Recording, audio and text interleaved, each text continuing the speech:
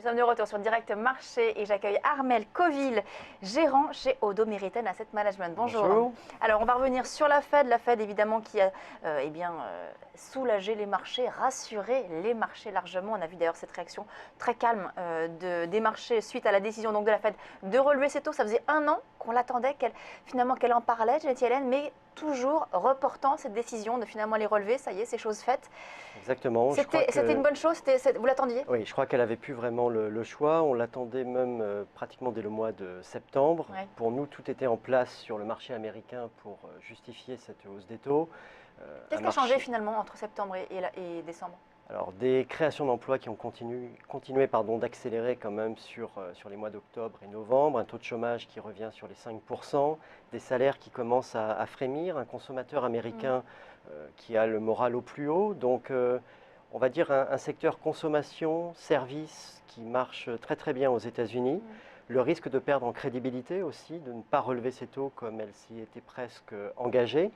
Et puis quand même une volatilité qui avait un petit peu diminué après les performances des mois d'octobre et novembre. Donc finalement tout était en place pour relever ces taux.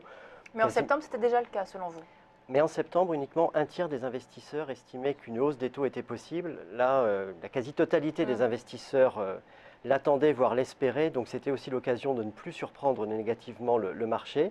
Et puis surtout, je crois que ce qui est important, c'est qu'ils ont gardé quand même un discours plutôt accommodant pour la suite. Cette hausse des taux, elle était quand même très largement attendue. Ils ont maintenu quand même un discours plutôt accommodant en estimant que les prochaines hausses de taux seraient quand même très graduelles sur le marché américain. Elle est restée très vague d'ailleurs sur les prochaines hausses de taux, sur les perspectives de sa politique monétaire.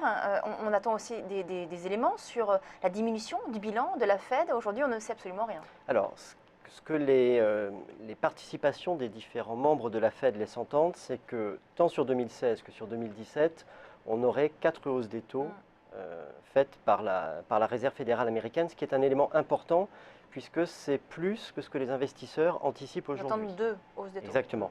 Donc ça veut dire quand même que la volatilité restera certainement importante sur 2016 puisque si effectivement 4 hausses des taux devaient se concrétiser, ce serait quand même plutôt une surprise négative pour les investisseurs. Donc attention, une volatilité qui restera certainement forte sur les marchés l'année prochaine. On a quand même cette échéance aussi des prochaines élections présidentielles américaines. Donc ce sera fin 2016. Il va y avoir donc la campagne déjà commence à avoir lieu aux États-Unis. Est-ce que la Fed aura intérêt à donc poursuivre dans sa démarche de relever ses taux, d'en faire 4, et donc d'apporter l'incertitude et donc de la volatilité sur les marchés qui pourrait du coup aussi déstabiliser cette campagne présidentielle?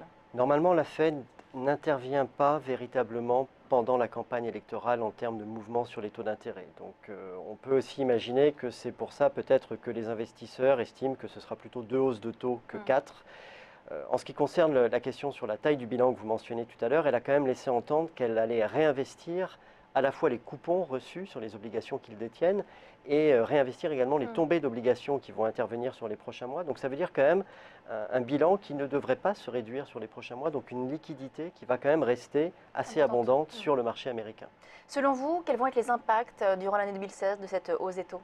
Alors les impacts, c'est a priori quand même plutôt des taux d'intérêt américains qui vont aller progressivement vers la hausse, ce qui veut dire quand même que toute la partie crédit va être mise sous surveillance, notamment les obligations à haut rendement américaines, dans un contexte où, comme vous l'avez évoqué tout à l'heure, les prix du pétrole continuent d'être quand même orientés à la baisse, ce qui met vraiment une pression assez forte sur le high yield américain. Donc c'est vraiment du côté de ce crédit qu'il faudra surveiller l'évolution de la Fed.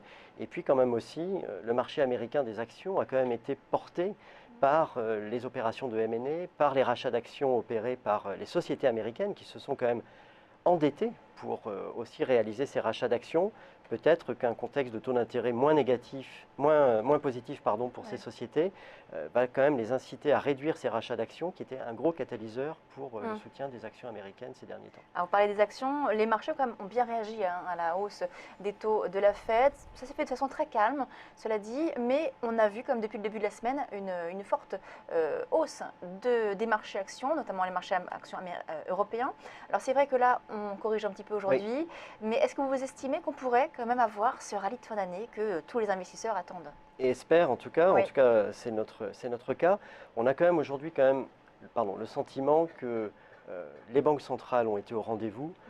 On avait quand même trouvé la réaction des marchés après l'intervention de Mario Draghi un peu exagérée, dans la mesure où, certes, il n'y a pas eu de surprise supplémentaire par rapport à ce que certains attendaient, mais il y a quand même eu de nouvelles mesures qui ont été annoncées par Mario Draghi.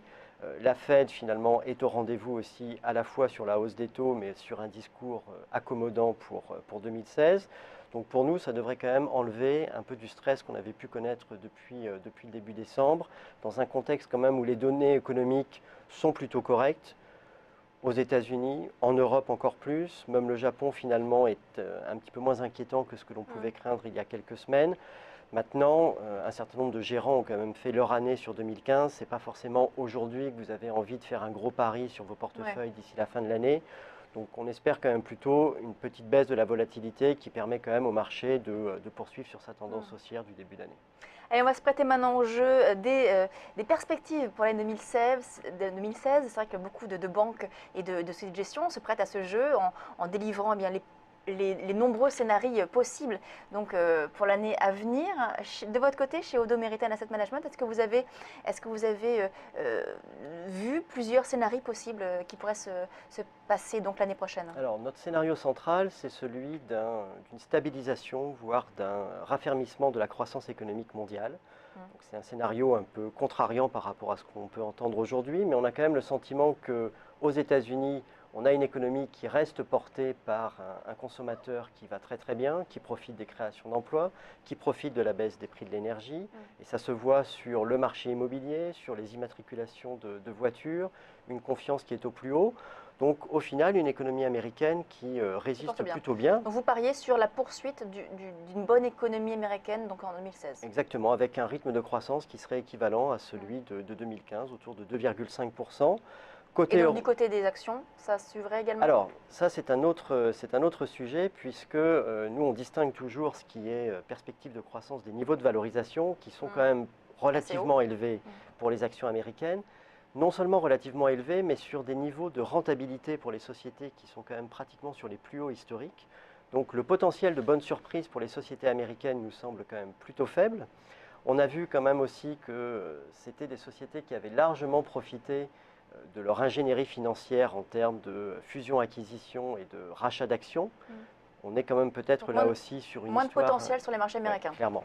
Du côté de l'Europe maintenant, pareil, même exercice. Du côté de l'économie européenne, on est aussi là sur une reprise. Est-ce que vous estimez que ça va se poursuivre, qu'on aura de plus gros effets donc, en 2016? Alors, je crois déjà qu'on peut rappeler que 2015, c'est une année de bonne surprise pour la zone euro en termes de croissance économique. C'est quand même suffisamment rare ces dernières années pour le rappeler. C'est quand même la seule zone pour laquelle les perspectives de croissance auront été revues à la hausse sur l'année 2015.